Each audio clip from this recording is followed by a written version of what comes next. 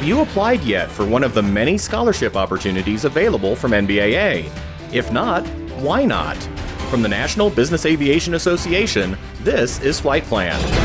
I'm Rob Finfrock with your trusted source for the latest business aviation news and information.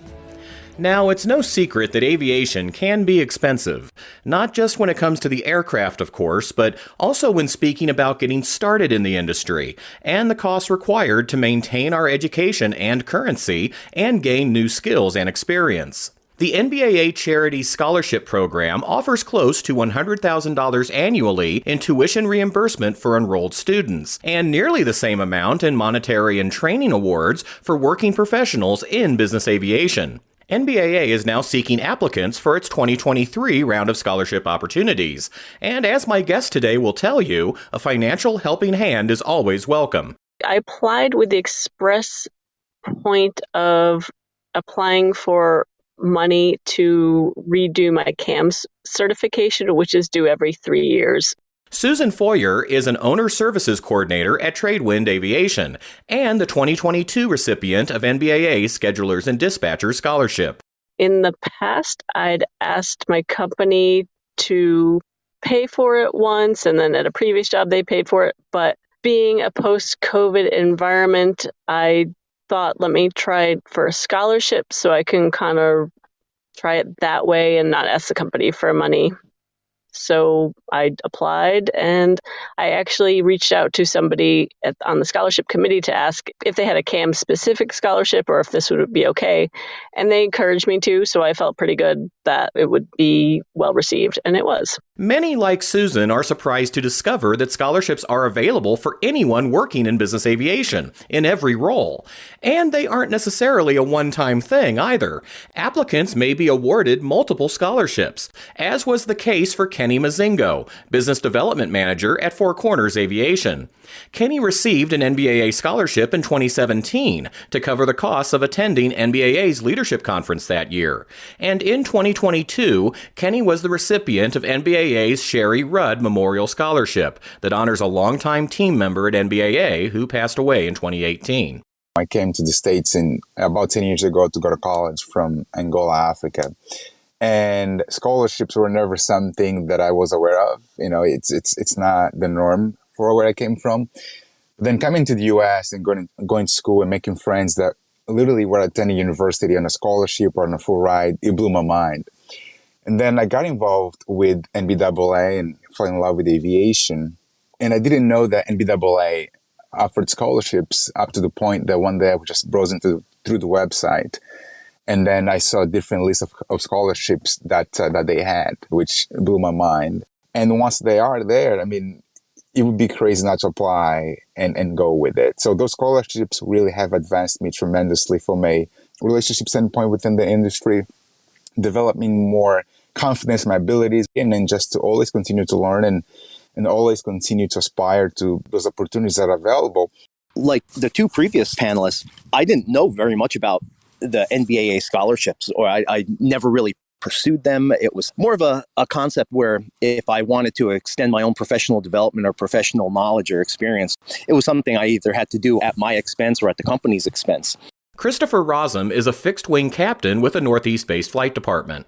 I won the 2022 International Operators Conference Scholarship, and a colleague initially encouraged me to apply.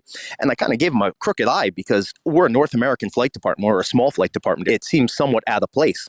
But after continuous encouragement and follow-ups, I subsequently did.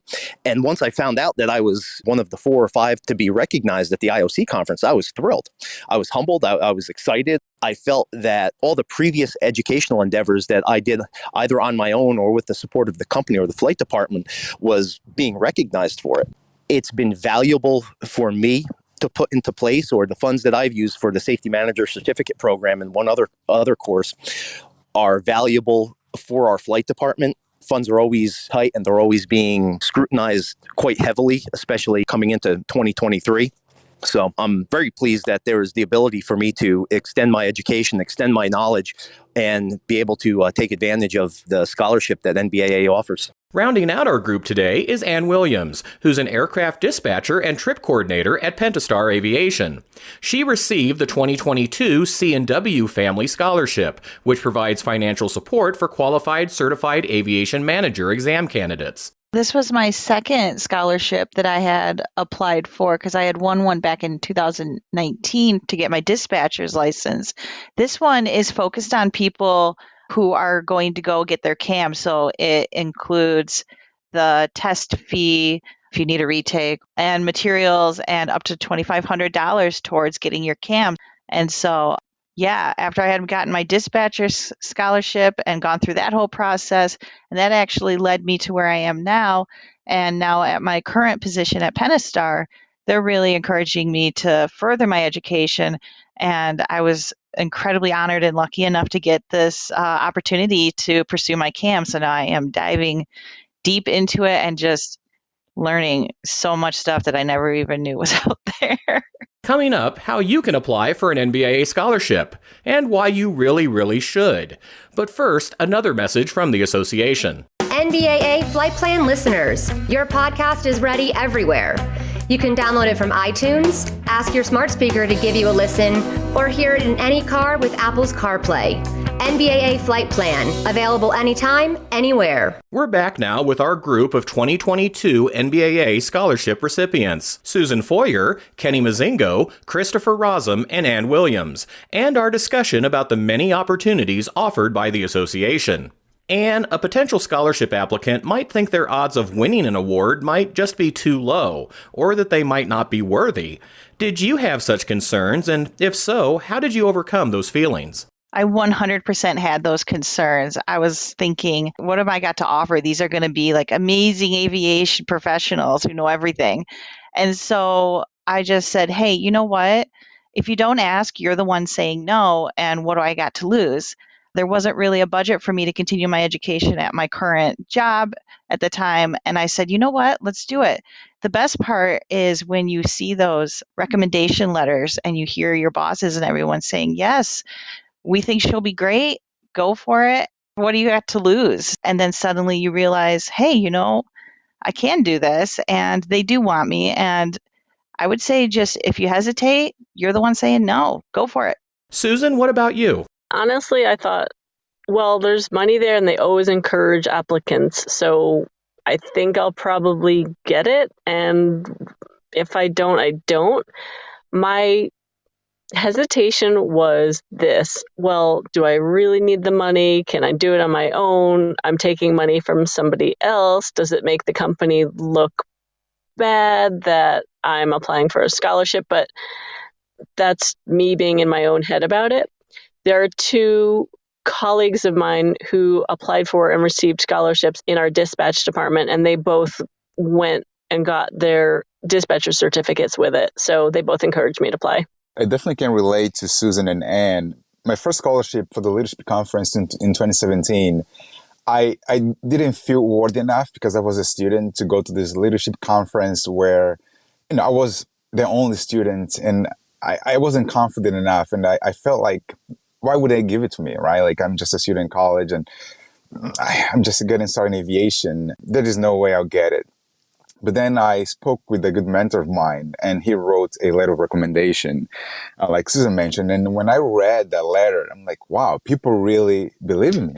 I don't think I'm able, but seeing those letters and then going through the process and applying, and at the same time being realistic, there's a high probability that I won't get it. But like Ann mentioned, I mean, if you don't ask, what you have to lose, and I applied for it and I won. Believe me, like I could not believe it, but I was very happy to believe. And then it's like a mind game almost, because why should I apply when someone else that deserves better should apply? But then again, you know, it's an opportunity, and some opportunities don't come twice. And I have the mindset that you know, an opportunity you have to seek, and once you seek, you find, and that's what I did. Just being able to see the opportunities and maximize on them, and at the same time being at peace. If I don't get it, continue to apply next year. You and Susan are so right, Kenny. Our minds really can seem to always find excuses not to do something. Christopher, how did you get past that kind of thinking? By the continued encouragement of a colleague that said, just do it. you got this. You're a qualified applicant. There's nothing that should be holding you back. And the only doubts that were out there were the doubts in my mind. And like the other panelists have discussed about getting their recommendation letters from colleagues or other professional references, that's when the realization started to come through my head that, this is the right thing. And it's also important to know that these scholarships are forward-looking. You mentioned you don't currently fly internationally, Christopher, but the IOC scholarship has helped you gain skills you may need in the future. Yeah, today you're flying a Hawker, but that doesn't mean a year from now or 2 years from now, the fleet doesn't expand or you don't move on to a larger department, and now you find yourself in the mix of international operations. I think that would have done a great service to my own sense of self-worth or sense of value. Knowing what you do now, Christopher, what advice would you give to someone who may still be unsure if they should apply for an NBAA scholarship? I would encourage them to apply. I think during the application process, it's very introspective also to see what you've actually done from an independent perspective via the recommendation letters. It's a good opportunity to take a step back and look at your own training progress or look at your own education progress. People have a tendency to be their own harshest critic.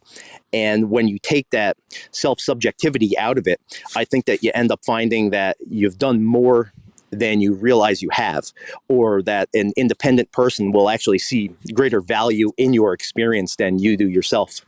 One of the things that really tipped me over the edge of actually, going and applying was my friend said to me, well, listen, even if you don't get it, you're having the conversation with your director of flight operations and you're showing them that you are committed to your role and progressing and being a lot more of a value to your flight department and what you can bring to the role.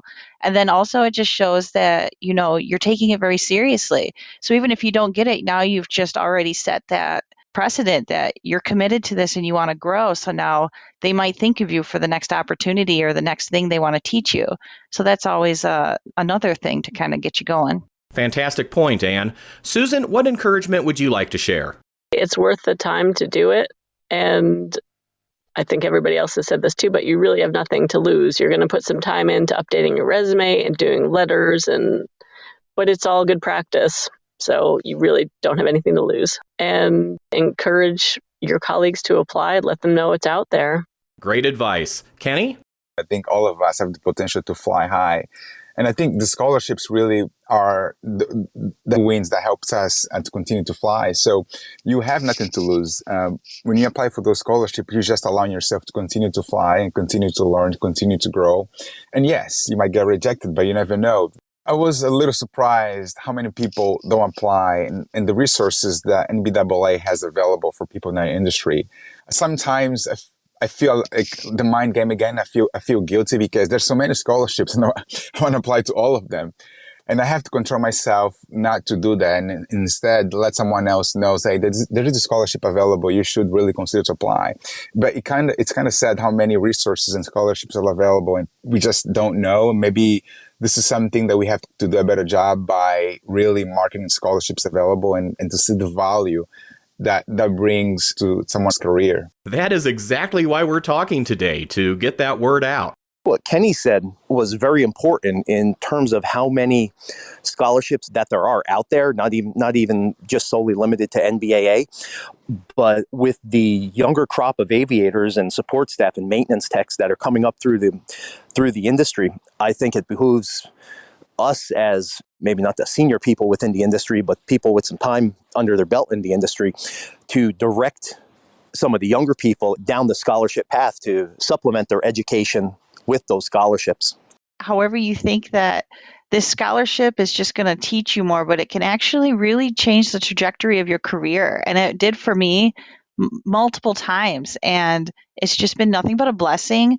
And the relationships and friendships that have come out of it are lifelong. If you think, I don't know enough, I'm too new, you can really collaborate. And the more you learn, the more you're going to be involved in every process. So do it. Great advice, Anne. To learn more about the full roster of opportunities available and to apply for an NBAA scholarship, check out nbaa.org/scholarships. And that's the latest from the National Business Aviation Association. Remember, you can subscribe to all Flight Plan episodes at Apple Podcasts, Google Podcasts, and Spotify. or wherever you find your favorite podcasts, including by asking your virtual assistant or connected device. Of course, you can also download Flight Plan directly from NBAA.org. I'm Rob Finfrock. Thanks for listening, and be sure to join us next time for a new episode of Flight Plan.